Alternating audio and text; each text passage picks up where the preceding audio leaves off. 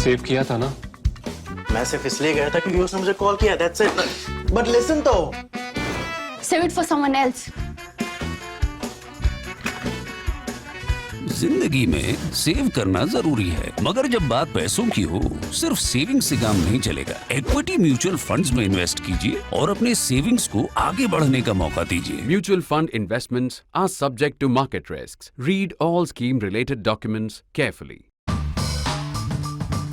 It is not for us to raise a question like how smart are the Canadians or to debate it, because really, one, we are not qualified, and second, this should be beyond, the answer to this should be beyond any debate. Canadians must be very smart people. They built a first-class country, a very rich country. They do a lot of things right. They are globally respected and taken very seriously. So it follows that they must be very smart people. Second, they are also a country which is respected across the world. Besides other things, they are also respected for their open and large-hearted acceptance of people from outside, immigrants, refugees, asylum seekers. And that's why they are very popular with people in many parts of the world, including in India and particularly, say, in the state of Punjab. So we can't debate a question like how smart are the Canadians. Let's start with the conclusion that Canadians are smart people. Then we come to two other questions which are not linked or allied with this main question. And those two questions are, number one, how virtuous is the Canadian establishment? How doodh ka dhula, how pristinely virtuous is the Canadian establishment? And second, how smart is the Canadian security system or the security agency CSIS, which is the topmost Canadian intelligence agency, but also generally the security system there. And those two questions have had red flags raised on them over the past week. So first of all, there is an interview that the Indian High Commissioner to Canada has given Canadian Broadcasting Corporation. We'll talk about that. I will share a link with you. You can watch that. He has raised a very simple question. He has said that, look, you convicted us without giving us any charges, without giving us any evidence. And he said that if you'd ask us to cooperate with you, you usually ask an accused person or somebody who you think is prima facie guilty, you ask them to cooperate. That is not correct language. So it put India's back up. In fact, he said that there was emotional reaction in India because everybody saw it as an accusation on India and in fact a presumption of guilt. He said, on the other hand, on the contrary, how the Americans approached India over the issue of threat to Gurpatwant Singh Pannu was different, because they said they shared with India some specific inputs which at a legal level, which pertain to organized criminal gangs, gun runners, drug runners, so on and so forth. So India was quite happy to work with the Americans on that. The Canadians, on the other hand, were accusatory. That said, that was calling out the Canadian claim to the high moral ground, which at this point, in any case, lies in a bit of a shambles. I will not say it's fully destroyed, but in a bit of a shambles over how the case over the two Michaels has collapsed. Now, two Michaels, you might remember, we had featured them in an earlier episode of Cut The Clutter, and I will share a link with you. You will see the screenshot on your screens of the thumbnail of that episode, and I will share a link. You can read that. The two Michaels, Michael Spavor and Michael Kovrig, they were Canadian citizens arrested in China around the same time. In December, in the second week, one in the first week, one just as the second week began, just about a week apart of December 2018. The timing was very important because on 1st of December 2018, following up on an American warrant, the Canadian authorities had arrested Meng Wanzhou, who was, for all practical purposes, the heir apparent of Huawei, the big Chinese telecom and technology giant. She also happens to be the owner's daughter and was then working as CFO of the company. So she was arrested, detained in Canada, then given bail, was allowed to live on bail while her extradition proceedings started with an electronic anklet, so the authorities would know where she was going. She was arrested. Within days of that, the first Michael was arrested, Michael Spavor, and then within a week of that, Michael Kovrig was arrested. So what were the charges against them? The charges against them were that both were spying for Canada and Canada's allies, which means Five Eyes allies. The same Five Eyes who've now been joining Canada in questioning India. None of them has condemned India, but in questioning in India and asking India again to cooperate with the Canadians or help the Canadians. I'm not quite sure any of them has used the expression cooperate, maybe, or maybe they have better diplomatic tact than the Canadians, or maybe why blame the Canadians than sort of the overly emotional approach of the Trudeau administration and Justin Trudeau himself. So all the other Five Eyes members have generally sympathized with the Canadians. Even the Australians said recently that there is no reason to think that Canadians are not speaking the truth.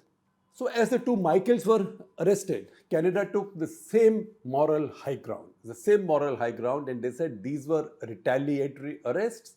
Such things do not happen in civilized world. The whole world is watching China. Justin Trudeau himself was out, and all of Canada's allies also rallied beside Canada. Ambassadors of 25 friendly countries collected in the compound of the Canadian embassy in Beijing to express solidarity with Canada. Canadians then told the world, and most of us believed it also, even I believed it, and I still think that there was a connection. They told the world that these two arrests was retaliation. This was hostage taking in response to the arrest of Meng Wanzhou. And that allegation, if anything, turned out to be fair and correct, because on the day the Canadians decided not to extradite Meng Wanzhou to America and let her go back to her country or let her be free, on the same day, within hours, the two Michaels were released. Both Michaels, meanwhile, had been convicted of spying for foreign powers in China. It is a serious offense anywhere. Only one had been handed out his sentence as yet, that is Michael Spavor. He was given an 11-year sentence. Michael Kovrig was awaiting his sentence, but now within hours of the Meng Wanzhou being freed, they were released and they came home to hero's welcome. Now that is where the story died. And everybody thought the Chinese, usual suspects. One of their people was arrested, maybe on good grounds, because she defied the sanctions on Iran by doing some hanky-panky. And Huawei, what do you expect Huawei to do? They will do hanky-panky. That's why so much of the world is now banning or blocking Huawei, right? The Chinese are usually treated like usual suspects in these cases. However, now a new turn has taken place this week. Earlier this week, Michael Spavor, one of the two Michaels, this was always called the two Michaels case. The two Michaels case, they were two Michaels support the two Michaels marches in Canada. When they came back, they were taken ceremonially to the Parliament, Canadian Parliament in Ottawa, when Joe Biden on a visit was speaking there, because they were like two heroes of Canada. There were gala dinners held for them. They are heroes. One of the two heroes now, Michael Spavor, has turned the story around. Michael Spavor, a story in Globe and Mail in Canada, the leading paper there, that has revealed or that has scooped that Michael Spavor has now told the Canadian government and Michael Kovrig, he said that, look, I was trapped into spying. I wasn't a spying, but I was trapped into spying by Michael Kovrig and by the Canadian agencies. So he wants a multi-million-dollar settlement from the Canadian government for having been misused against his wishes and without any disclosure as a spy. Now, this does two things. Number one, it embarrasses the Canadians because one of the two people they hailed as heroes, one of the two is saying that, look, you might say the Chinese arrested us while we were completely innocent. But the fact is that I was involved in spying unwittingly. So I am a victim because I was not a member of a spying agency. I do not work for Canadian government, not for Canadian Foreign Service, least of all Canadian Intelligence Service. So that is the one thing that is the one thing his disclosure does. The second thing his disclosure does is even more embarrassing for Canada, because what that means is that between the two of them, there was definitely spying going on in China.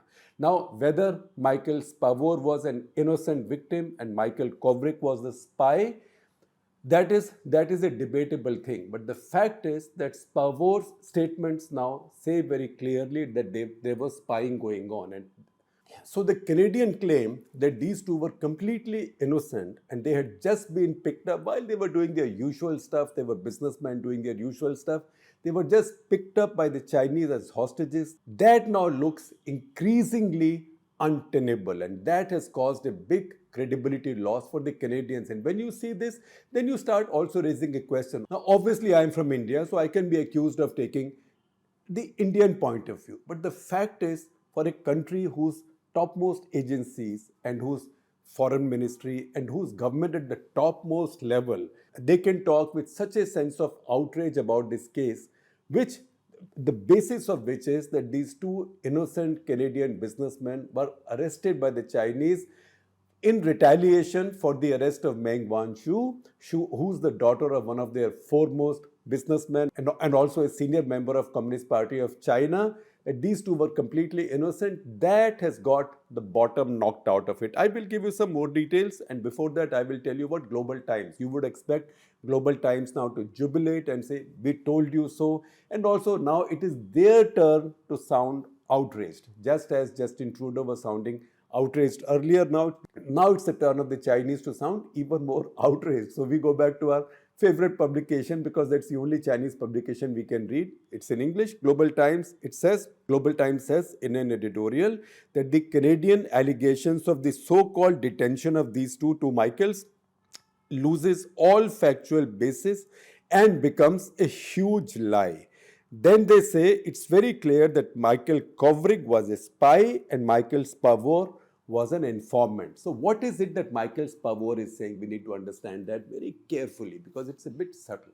Michael Spavor is saying, I was a businessman who had contacts in North Korea, and even in our earlier episode, we told you about him.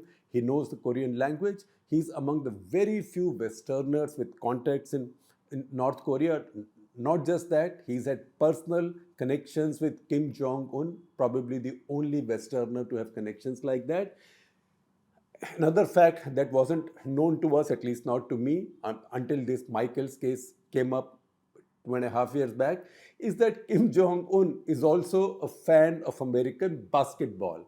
And that is where Michael Spavor used his connections to sort of inveigle his way into the inner circles of Kim Jong-un by presenting to him Dennis Rodman. Dennis Rodman, see his picture, he's one of the topmost, one of the biggest American basketball stars. So he took him to North Korea, he spent time, Kim Jong-un spent time with him, was very happy. And then if you see social media postings, he's been posting pictures, videos, etc. of his having meals, drinking wine with Kim Jong-un on his private boats, on his private yachts. Now, he had all that gossip with him.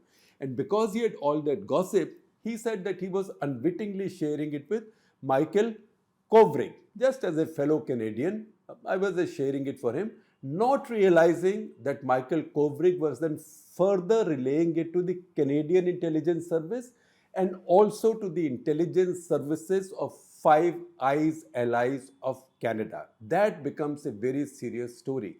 The statement by Global Affairs, as the Foreign Ministry is called in Canada, says that these statements or these so-called revelations are only perpetuating the notion that either Michael was involved in espionage, and this is only perpetuating a false narrative under which they were detained in China. So it's for the Canadians now to be on the defensive to say, no, they were not spying. But the fact is, one of them has said that, look, I wasn't spying, but I was giving information that I had from inside North Korea, where other Westerners don't have access to, the other Michael, who was then passing it on to security agencies. So the other Michael and his defenders, they said, look, he used to be a diplomat. He used to be a diplomat till 2016.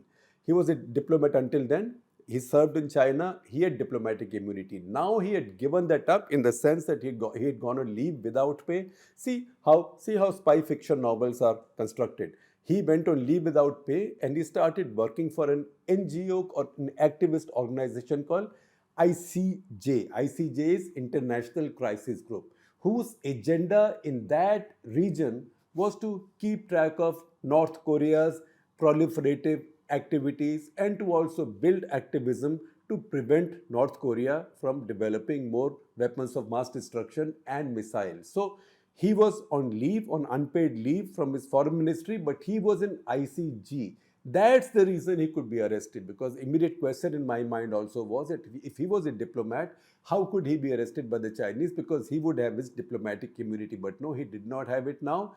He had come out of the embassy. He was no longer a member of the embassy staff. He's now working for ICG and was still getting this information and sharing it with the authorities, as we might call them. Now, what is it that Kovrig says? So Kovrig has issued a bunch of statements, and I again quote from him. He says, "I was never involved in espionage activities. Any insinuation that I was anything but open and honorable in my interactions with Michael Spavor is false. It's also Chinese disinformation." In fact, he says, when I first heard it, I thought it must be Chinese disinformation or it must be a game of broken telephones. Then he goes on to say in his defense, now this is Michael Kovrig. Michael Spavor is saying, I was legitimately as a businessman with good intentions going to North Korea and sharing gossip in good faith with Michael Kovrig, thinking that he was a civilian, he had nothing to do with the government or any intelligence agencies, and he passed it on. Just for clarity, I am repeating it. So he says Michael Kovrig, we have to be careful because there are two Michaels. So Kovrig says that Spavor knew. What is he talking about now? What is he complaining about? And I quote again, what is he talking about? He always knew he was talking to a diplomat. And then he goes on to say, as a diplomat, I wrote diplomatic reports for Global Affairs Canada, that is Foreign Ministry. As a crisis group advisor, I write for the public on ICG website and the media. So once again, he's telling you clearly that he was simultaneously leading a double life. One life was for the government, so he was passing information that he had to the government. The other life was for this activist NGO where he was putting out stuff for public and the media. Now you might think, if you're on the Canadian side or if you're on the side of Michael Kovrig, then you might say it's quite plausible. He used to be a diplomat. Now he's not a full-time diplomat. He's on sabbatical. He's doing other stuff. If he finds something interesting, he will inform his government. But see how the Chinese will see it. The Chinese will see it for what it is. The Chinese will see it as spying. Once again, Globe and Mail, detailed story, I'll share a link with you. They quote Guy Saint-Jacques, who's a former ambassador of Canada to China, 2012 to 16. And you can see that Michael Kovrig must have worked under his watch at the Canadian embassy in China. And he says, and I quote from him, he says he was a good political officer. And he says, and I quote, there is an important distinction with spying work and political reporting work. But all of this is not washing. Chances are that this has left red faces in Canada, in Ottawa. Also, this must have led to some red faces among Canada's allies as well, because Canada looks like jumped the gun on this, because they immediately made the linkage with Meng Wanzhou's arrest. Now, hypocrisy is not any particular country's or any particular race or ethnicity's virtue. In any case, all governments, all states indulge in hypocrisy. Diplomats, in any case, that's why it said diplomats are sent abroad to lie for their countries. In this case, however, Michael Spavor's claims, first of all, they've punched a hole in Canada's outrage, expression of Canada's outrage and victimhood, and thereby taken away a lot of the moral halo from Ottawa. And the second, they've given the Chinese an opportunity to say that, look, we are the ones who are always victimized and we are the ones who are always called names unfairly. So what do? I go back to Global Times and quote from there, and it says, and I quote, and they say the Canadians brought together, and I quote, diplomats of several countries to jointly pressure and interfere in the judicial sovereignty of China. What they did was spread offensive smears. Then they go on to say, Global Times goes on to say, if this is a wrongly accused case, then China is the one that has been wrongly accused. Global Times goes on to say, basically the Chinese government goes on to say in English through Global Times, and I quote, if this is a wrongly accused case, then China is the one that has been wrongly accused, and I'm adding they are not any of the Michaels. And then they argue that if one Michael says that he unwittingly provided information to the other who passed it on to Canadian CSIS and Five Eyes allies, right? Then you can figure out who's to blame and whether the Chinese charges against these two men were fair or not. And once again for effect, Global Times says if he had said so, if he had made the same claim in China, it would have been said that he was coerced into saying this. And now they were given hero's welcome when they came back to Canada. That story has now unraveled.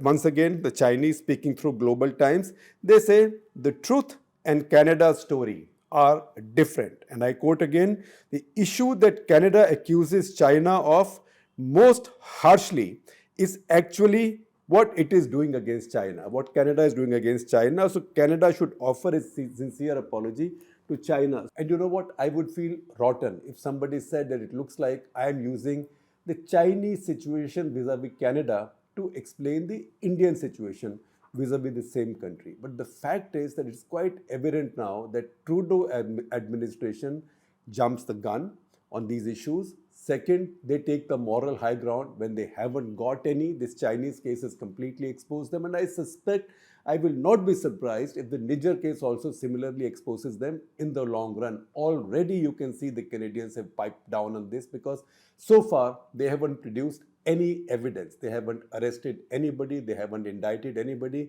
In the Pannu case on the plot to assassinate Pannu, the Americans already have filed a sealed indictment in a New York court. Canadians have done no such thing. So one, I can see this tendency of taking the moral high ground and thinking that everybody would think we are so virtuous, so anything we are saying will be believed.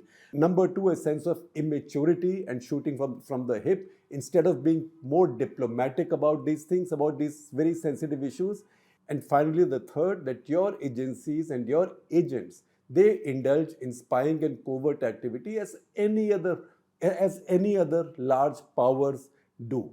And second, yours also do this in partnership with your allies. So what you do, it's the same thing that others do as well. It's a big tough world. It's a big tough world where everybody plays hardball and where nobody has the moral high ground, not even the holy Canadians.